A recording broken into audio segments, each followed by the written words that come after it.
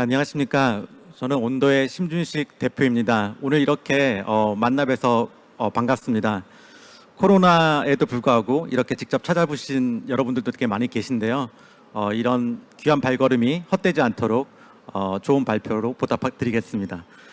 먼저 제가 오늘 말씀드릴 내용은 디파이에 대한 랩업을 좀 하고, 그 다음에 어떤 이슈가 있는지, 그 다음에 어떤 기회들이 있는지 좀 말씀드리겠습니다. 제가 오늘은 디파이가 다들 잘 아시는 분도 계시겠지만 혹시나 모르시는 분들 위해서 디파이가 뭐고, 그 다음에 거기에 대한 생태계가 어떻게 구성되어 있고, 그 다음에 그 디파이를 움직이게 하는 게 무엇인지, 그 다음에 디파이의 주요 섹터들은 어떻게 구성되어 있는지, 그리고 디파이의 어떤 중요한 마켓은 어떤 것들이 있을지, 그 다음에 디파이의 어떤 미래, 그 다음에 우리가 잡을 수 있는 여기서 기회들은 뭐가 있을까 한번 같이 알아보겠습니다. 먼저 디파이는 사실은 너무나 잘 아시겠지만 그 CFI에 어떻게 보면은 반대되는 개념이죠. CFI가 우리가 그 센트럴라이즈드 파이낸스, 그러니까 어떤 법률적인 요건이라든지 신뢰할 수 있는 어떤 중간의 은행 같은, 증권사 같은 그런 중개자를 통해서 금융을 일으키는 것이라면, 디파이는 사실은 코드로, 스마트 컨트랙트로 이루어지는 그런 파이낸스, 그러니까 개인이 주체가 되는 그런 파이낸스를 일컫고 있습니다. 그래서 사실은 어떤 그 페이먼트라든지 청산, 클리어런스에 대한 어떤 수단이 된다든지, 어떤 자유롭게 접근이 가능하다든지, 이게 단순히 어떤 모바일이냐 인터넷이냐 이런 것만을 가리키진 않아요. 사실은 저희가 이런 말이 있지 않습니까? 저소득층은 소비를 하고, 중산층은 세이빙, 저축을 하고, 상류층은 투자를 한다고 하는데요. 예전에는 이 투자를 한다는 게 일반적인 분들한테는 굉장히 어떻게 보면 어려웠어요. 왜냐하면 굉장히 먹고 살기도 빠듯한데 거기다 약간의 그런 자금이 남는다면 저축한다는 정도였지, 투자를 한다, 이건 굉장히 좀 어려운 일이었는데 우리처럼 평범한 사람들한테는. 그런데 사실은 이 디파이에서는 굉장히 작은 돈, 그러니까 마이크로 페이먼트만 가지고도 저희가 투자를 할 수가 있게 되었어요. 그래서 이런 부분들이 제가 여기다가 accessibility라고 써놨는데 좀 투자에 대한 접근성이 높아졌다라고 좀 보여집니다. 그리고 기존의 어떤 센트럴라이즈된 거에 비하면 굉장히 트랜스페런시, 투명성이 높아졌다. 사실은 암호화폐 하는 분들이 굉장히 중앙화된 거래소의 그런 오더북들, 그러니까 호가창들을 이렇게 바라보면서 굉장히 뿌듯해요. 이렇게 가격이 많이 올랐어, 내가 이렇게 암호화폐 자산에 많이 투자를 하고 있구나라고 하는데, 사실은 그거는 디파이라고 보기는 좀 어렵습니다. 왜냐하면 거기는 사실은 암호화폐 거래소가 어떤 그 퍼블릭 어드레스를 갖고 있고요, 주소를 갖고 있고, 그 주소에 암호화폐 그 자금들이 다 예치가 돼 있는 거예요. 그래서 그 밖에서 사실은 그 안에서 이렇게 돌아가고 있는 그런 그 화면을 저희가 바라보고 있는 거죠.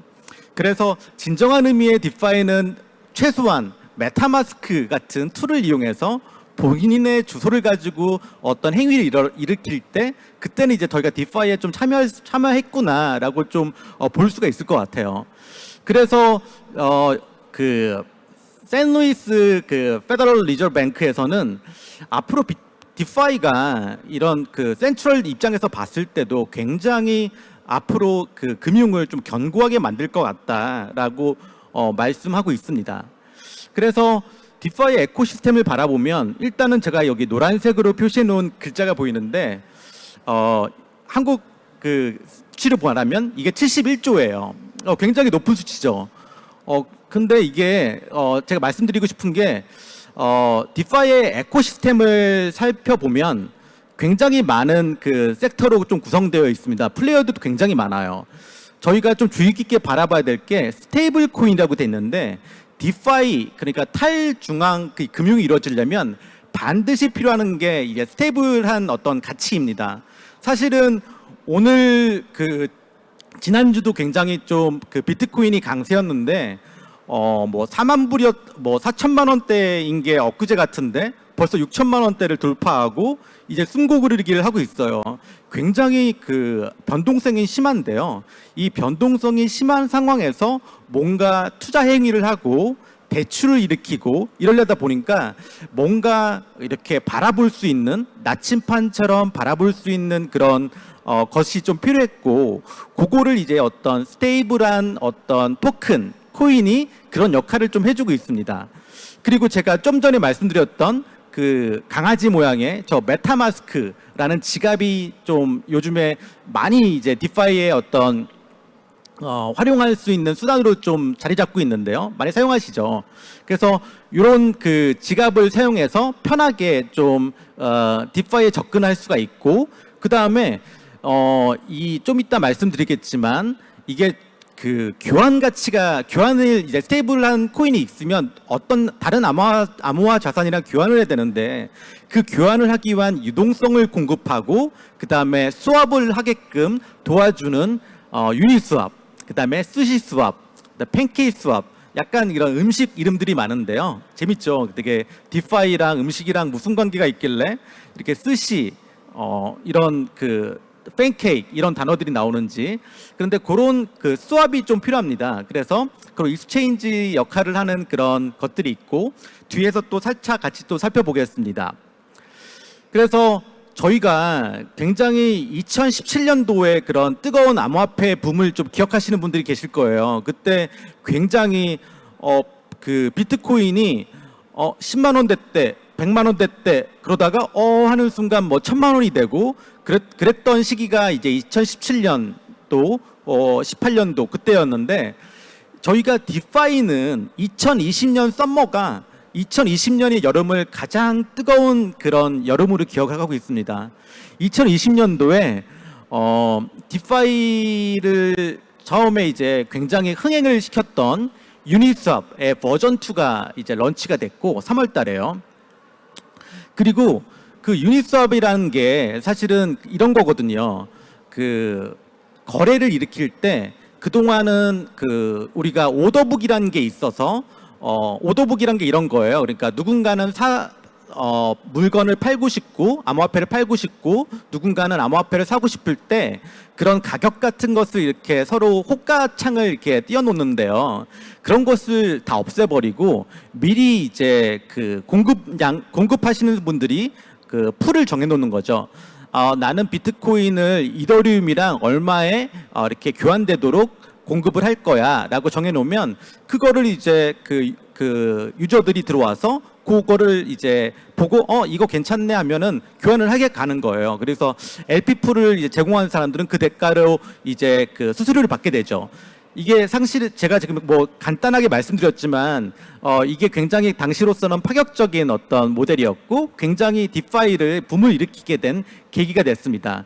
그로부터 한 6개월 정도 지나서 스시 수업이 나왔죠. 그래서 스시 수업이 나오면서 유니스왑의 그런 유동성을 많이 또 뺏어갔는데요. 그래서 유니스왑은 굉장히 본인들의 아이디어를 가져갔다고 분노를 했는데, 제가 보기엔 좀 달라요. 왜냐하면 유니스왑과 스시 수업은 가장 큰 차이점이 있습니다. 버전 2는요. 뭐냐면 유니스왑은 유동성을 공급한 분들한테 대가로 그러니까 LP들한테 수수료를 줬어요. 제일 많이 이제 수수료가 가는 게 0.3%였거든요. 그런데 이제 유동성을 공급한, 그러니까 저의 암호 자산을 그러니까 최소한 2개의 암호 자산이 있어야겠죠. 그래야지 A에서 B라는 암호 자산으로 교환을 하게끔 제가 도와드리고 제가 LP가 되는 거예요. 그러니까 LP가 뭐의 약자냐면 리퀴디티 프로바이더의 약자인데, 제가 LP가 되고 그 대가로 수수료를 받으니까 좋긴 한데, 이게 유니스왑이란 플랫폼 자체가 엄청나게 커지니까 약간 속상한 거예요.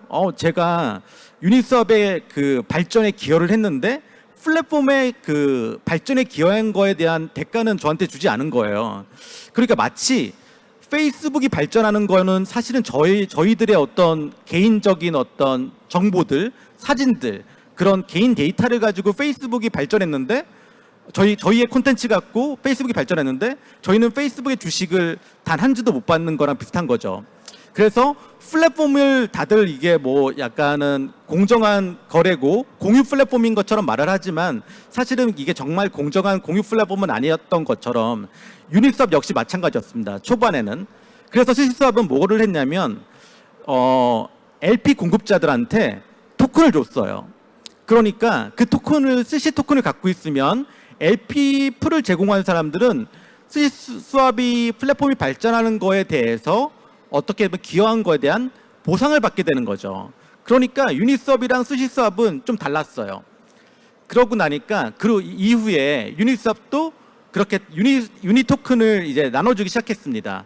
그러면서 유니스왑이 원래는 우리 블록체인 생태계에서는 모든 게 다 오픈 소스입니다. 그래서 투명하게 개발자들이 소스를 공개하는 게 그 리눅스 정신처럼 공개하는 게 사실 이쪽이 어떻게 보면은 굉장히 스탠다드한 룰이에요.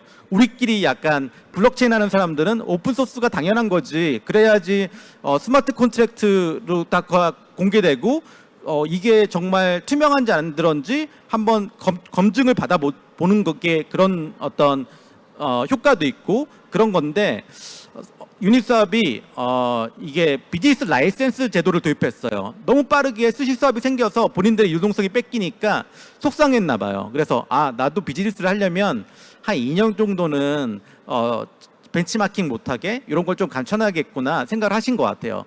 그래도 유니스왑의 버전 3는 이게 좀 코드가 감춰져 있습니다. 뭐 잠깐 다른 얘기를 제가 좀 했고요.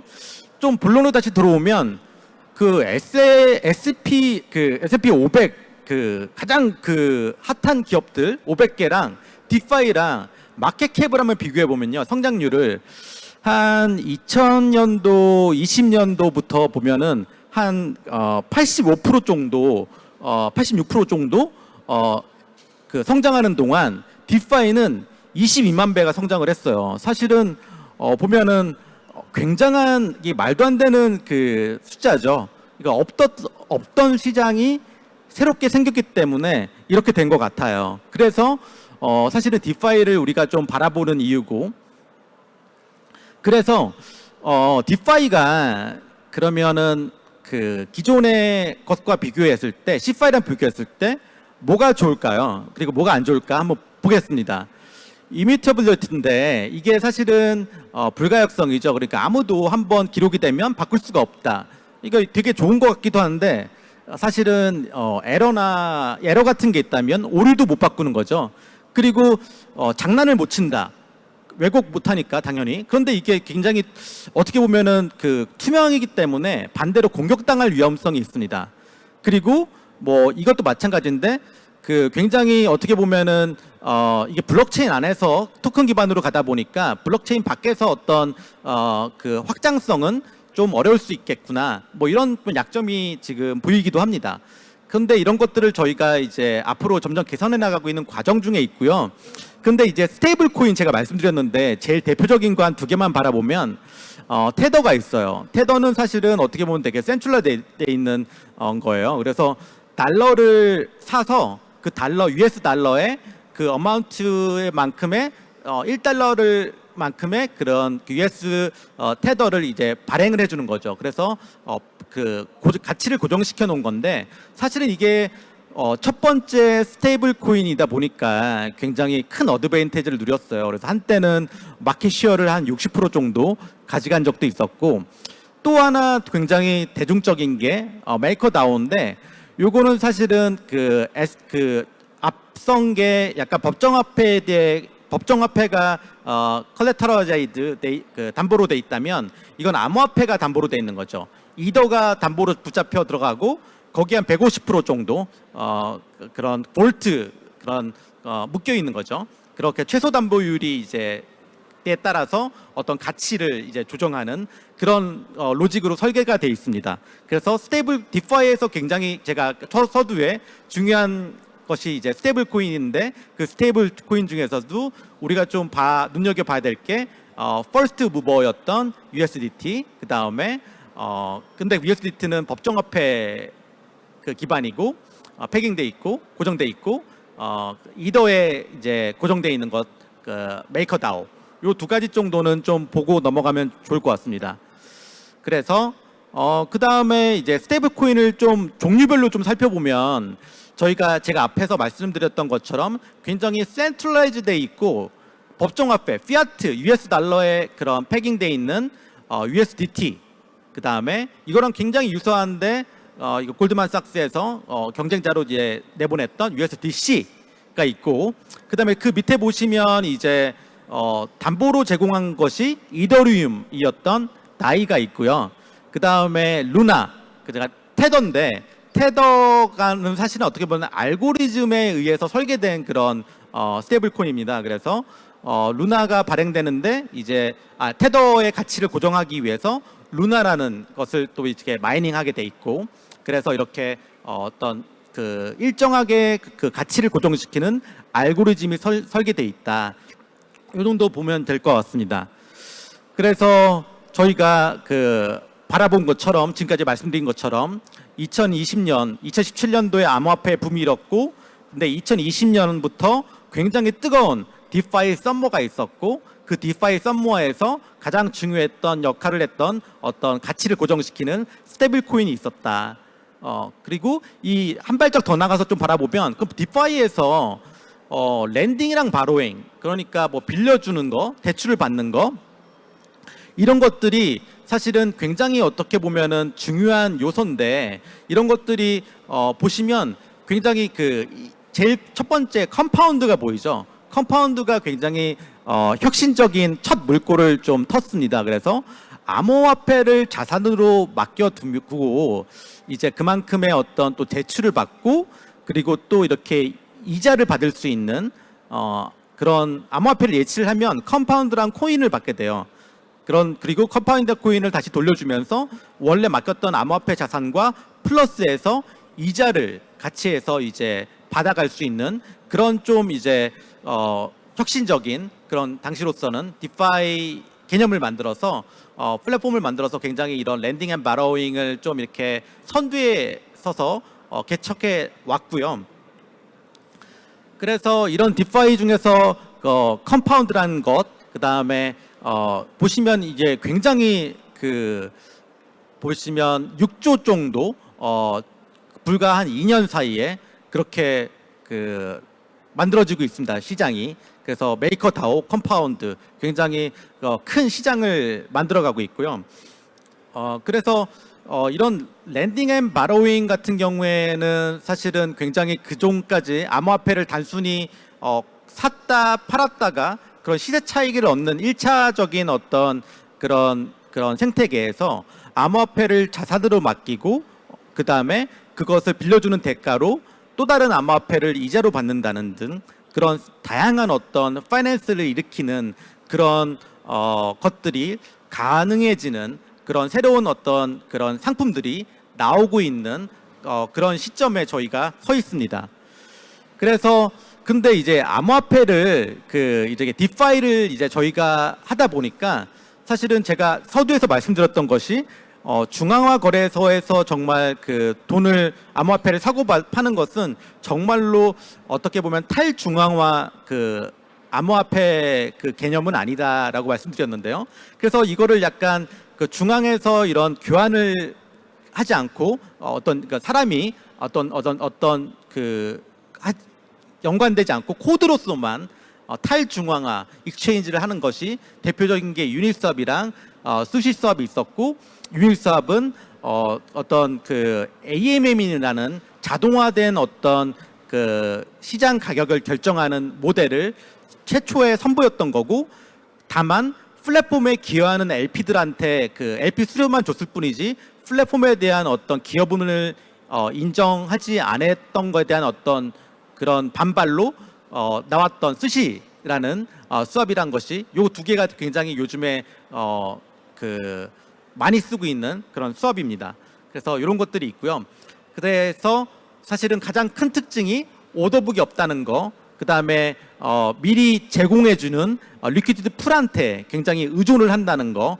그래서 그리고 또 중요한 것이 우리 같은 평범한 그런 직장인들, 그 다음에 평범한 사람들도 투자라는 행위를 할 수 있다는 거죠. 그래서 굉장히 이게 그런 암호화폐의 좋은 점이 마이크로 페이먼트, 뭐 비트코인 같은 경우에는 소수점 7자리 아래까지 내려가지 않습니까? 그래서 사토시 그 단위까지 내려가는데 굉장히 작은 돈으로도 페어를 만들 수가 있고, 이걸로 저희도 리퀴디티, LP라는 그런 리퀴디티를 공급하는 그런 금융의 공급자가 될 수가 있는 거예요. 사실 어떻게 보면은 크고 작은 그런 그 절대적인 어떤 자산의 가치를 좀 이렇게 벗어나서 작은 자산을 가지고도 우리가 투자라는 경험을 해볼 수 있는 것을 열어줬다는 게 저는 디파이가 우리한테 줬던 가장 큰 선물이 아닌가, 저는 그렇게 좀 생각을 합니다.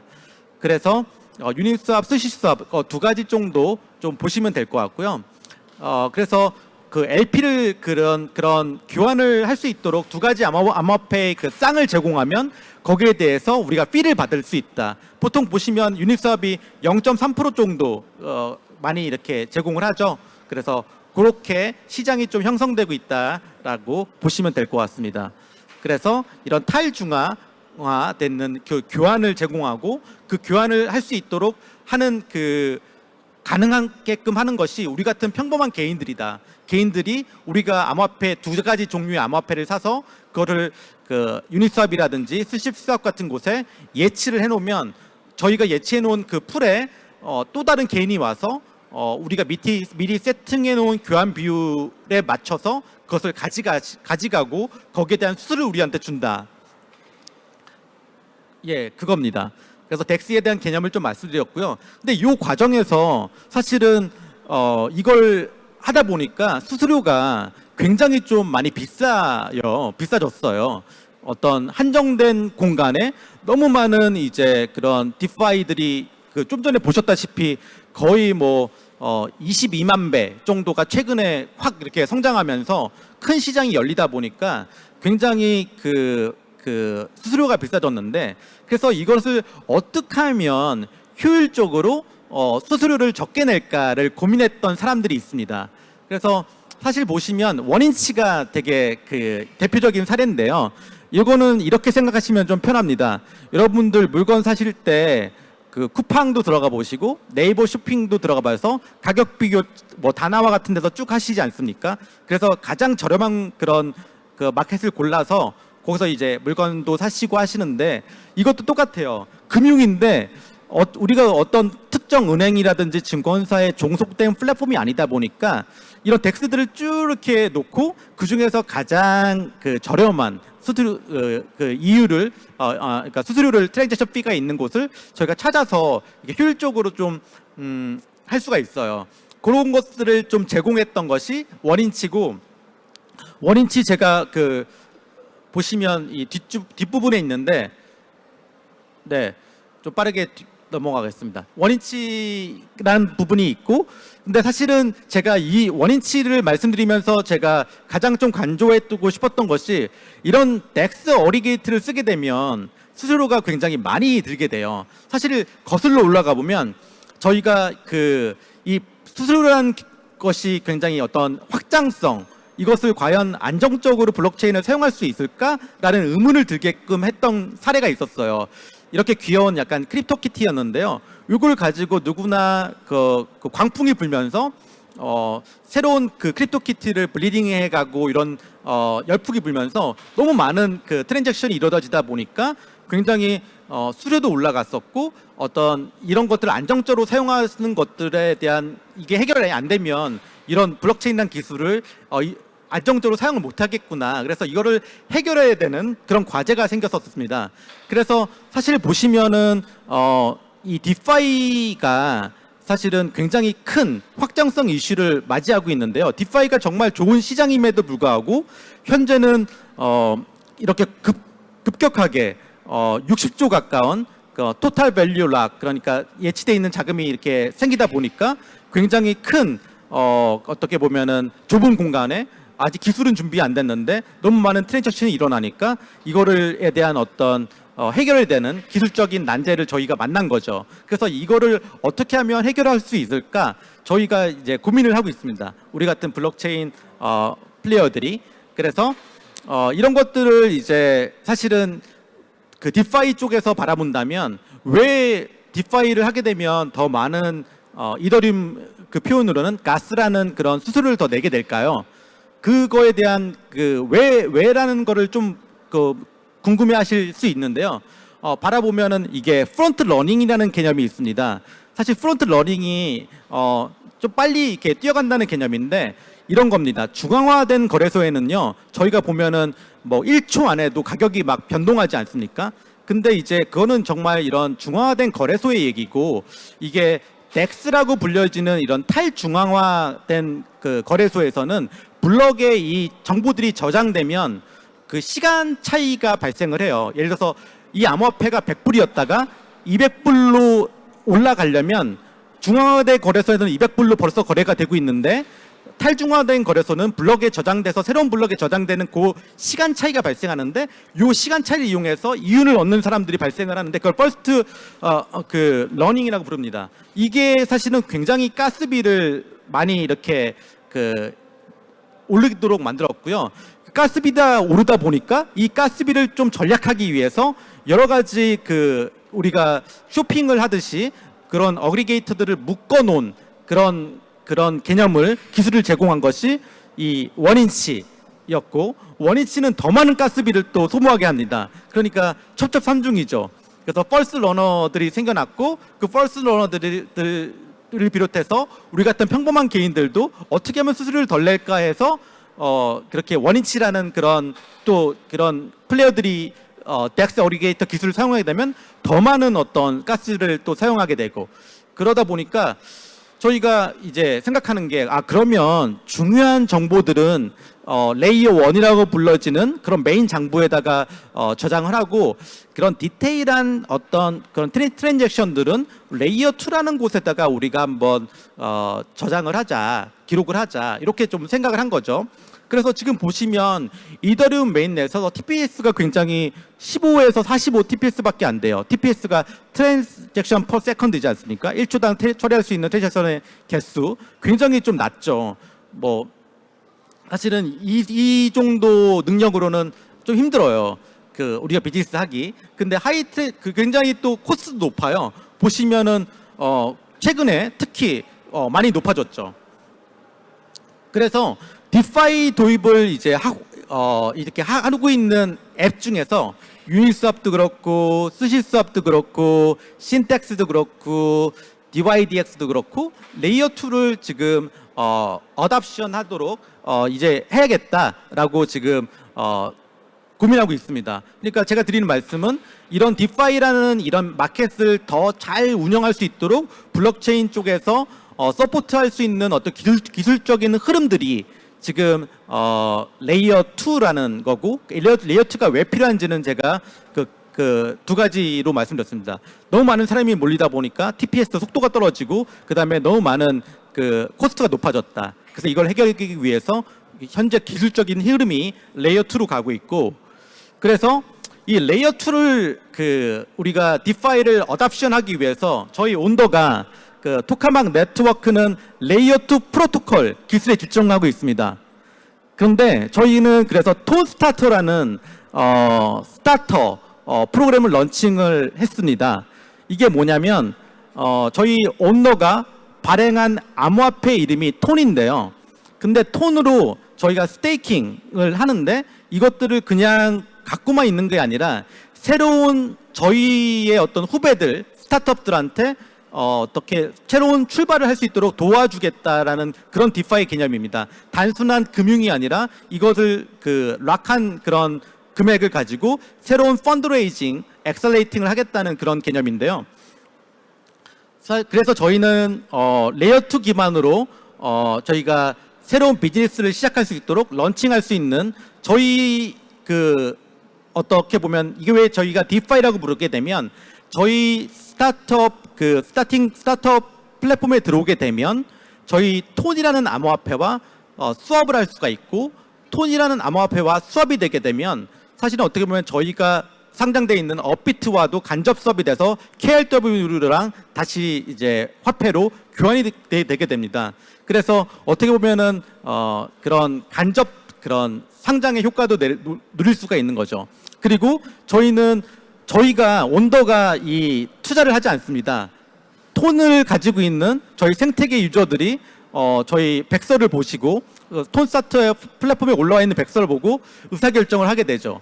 그래서 탈중앙화되어 있는 어떤 펀드레이징 엑셀레이터고 저희가 이런 개념을 가지고 좀 저희가 설계하는 디파이는 그래서 그 프로젝트 자체에도 투자를 해서 프로핏을 얻을 수가 있고 그 다음에 저희의 어떤 온더가 설계를 했지만 온더가 투자하지 않고 그 홀더들이 투자할 수 있도록 탈중앙화된 어떤 다오 커뮤니티를 갖고 있고요.